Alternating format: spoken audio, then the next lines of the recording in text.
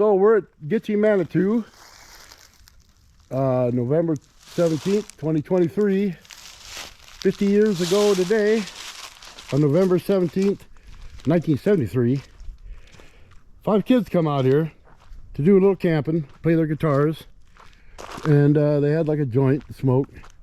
And they were just going to sit out here and have a good time for a while. And their names were Roger Essam, Stuart Beatty, Dana Beatty, that's Stuart's little brother, Michael Hadrath, and Sandra Chesky. And they came out here in Stuart Beatty's blue van. And they came down this path here. And they camped. They set up a little camp and a fire over here in front of the river, which we'll get there in a minute or two.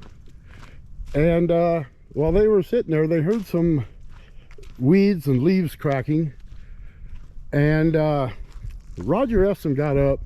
He walked over and started yelling, "Who's there? Who's there?"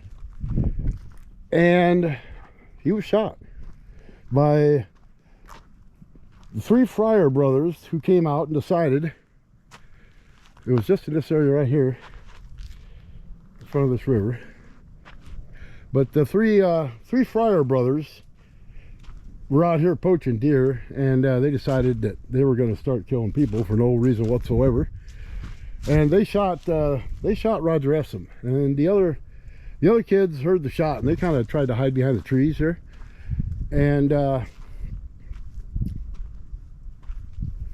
the Fryer brothers came up to them and claimed that they were police, and they were busted. And they shot the other 3 boys, and they took Sandra and put her in a blue truck, no, a red truck. It was a red truck. And the other 2 Fryer brothers, and the Fryer brothers were Alan Fryer, he was the boss, James Fryer, and David Fryer. Little side note, James Fryer was actually in jail at the time.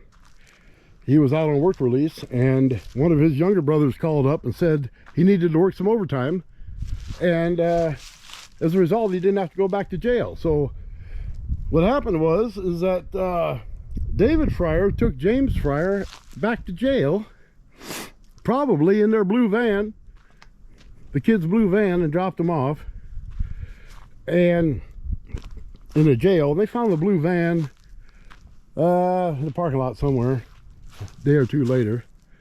But yeah, Alan Fryer took Sandra Chesky, and she was only 13 years old, and he took Sandra in his red truck, and they drove forever to get to wherever they went. She didn't even know where they went, but it was an abandoned farmhouse.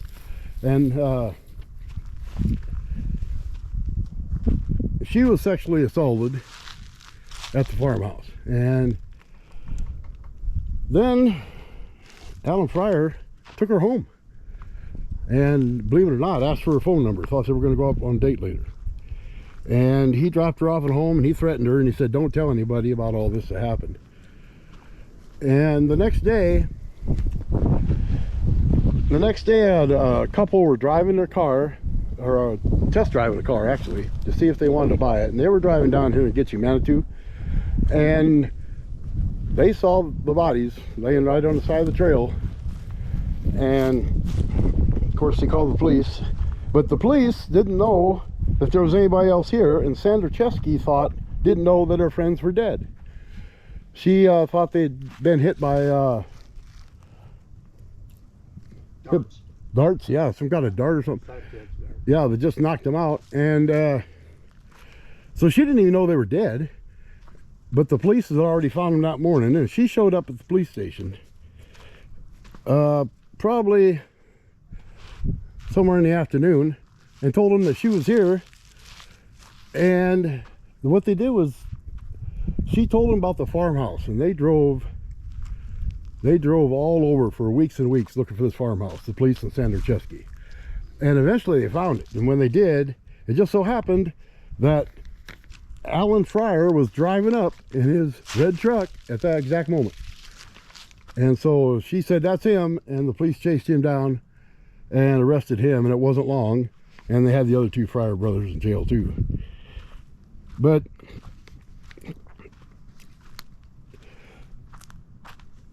it's just such a senseless thing.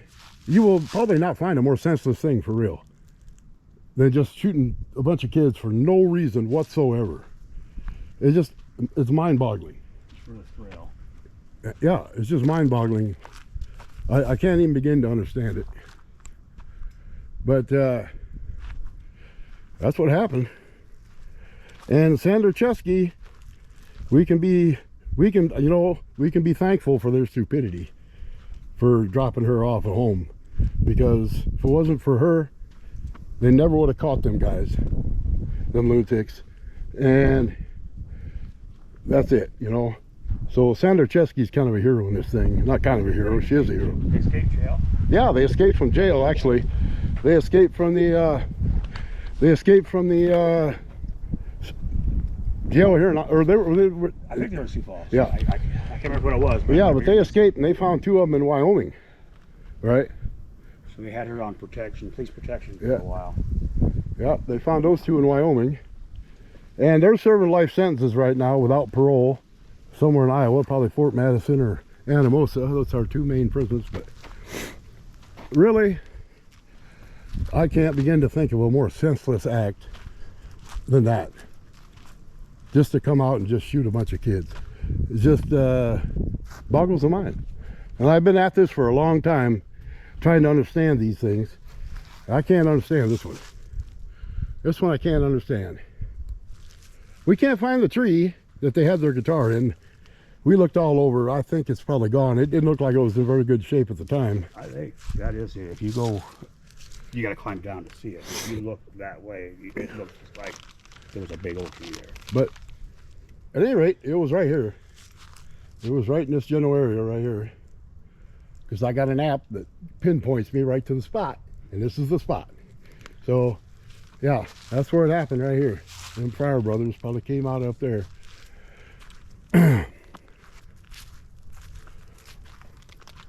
That's about it. That's about it for that. There's a little memorial around here somewhere.